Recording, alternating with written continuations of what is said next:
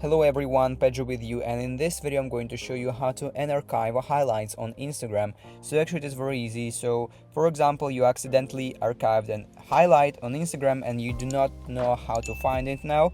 So first of all, open Instagram and go to the three lines in the top right corner to open settings and activity.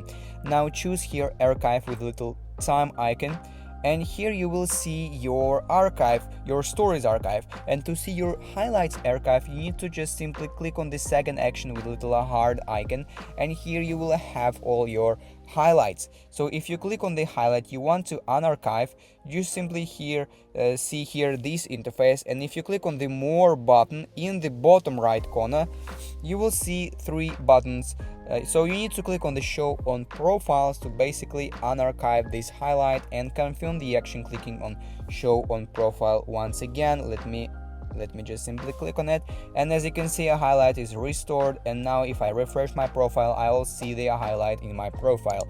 And that is how you can unarchive highlights on Instagram. If you found this video useful, leave a like and subscribe to the channel. Thank you.